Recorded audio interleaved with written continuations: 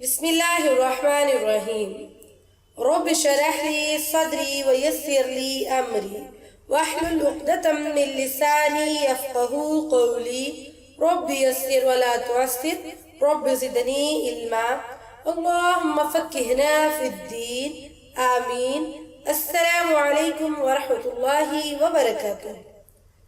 جی آج کا جو ٹاپک ہے وہ ہے سفر کا مہینہ اور بدشگونیاں.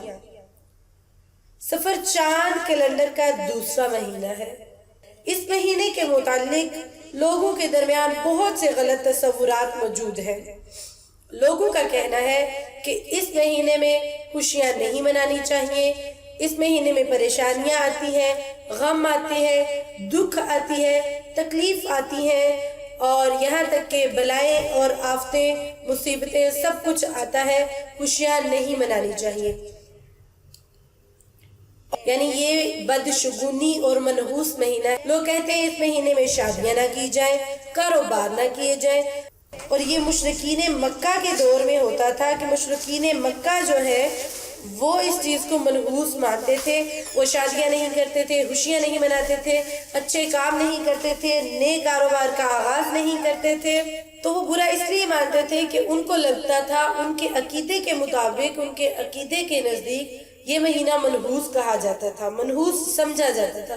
تو نبی صلی اللہ تعالی علیہ وسلم نے فرمایا سفر المظفر، یعنی کہ سفر کا مہینہ کامیابی کا مہینہ ہے، اس کو منحوس نہ کہا جائے. اس مہینے کی ویسے کوئی فضیلت نہیں، لیکن اللہ کے نبی نے یہ ضرور فرمایا ہے. تو خود ہی اس چیز کو منحوس کہتے ہیں، خود ہی اس چیز کو غلط کہتے ہیں، اور خود ہی اپنے طور پہ اس کے حل بھی نکالے ہوئے ہیں. جیسے کہ وہ چنے ابال کے اس کو لوگوں میں تقسیم کرتے ہیں، وہ اس لیے تقسیم کرتے ہیں کہ ہم اپنی منحوسیت اتار کے دوسرے لوگوں میں ڈال دیں. اب زیادہ تر اس کے ساتھ یہ بھی کہتے ہیں کہ اس مہینے میں سورت مزمل کو 313 مرتبہ پڑھا جائے تاکہ اپنی منحوسیت کو ہم دور کر سکیں. اور ساتھ میں یہ بھی کہا جاتا ہے کہ یہ مہینہ مردہ جو لوگ ہیں، جو فوت ہو چکے ہیں، ان کے لیے بہت بھاری اور مشکل گزرتا ہے. اور اس مہینے کا تیسرا بدھ جو ہے اس کو بھی غلط لیا جاتا ہے، منحوس کہا جاتا ہے. 13 تاریخ کو بھی منحوس کیا جاتا ہے، اور 13 تیزی بھی اس چیز کو کہا جاتا ہے جو کہ صحیح نہیں ہے، ان کے نزدیک منحوس قرار دی جاتی ہے. اس طرح کے تبدل اور عقائد اسلام میں کوئی ایسی بنیاد نہیں رکھتے. کوئی حدیث، کوئی کسی قسم کا اس میں نہیں ہے کہ یہ چیز ہے یا نہیں. اس چیز کی فضیلت نہیں ہے، لیکن اس کی منحوسیت کے بارے میں بھی قرآن مجید یا حدیث مبارکہ سے ثابت نہیں ہے. کوئی بھی دن، کوئی بھی مہینہ، کوئی بھی سال سب اللہ کی طرف سے ہے. کوئی بھی ہمیں مہنگا نہیں پڑتا، نہ ہی کوئی ہمارے لیے منحوس ہوتا ہے.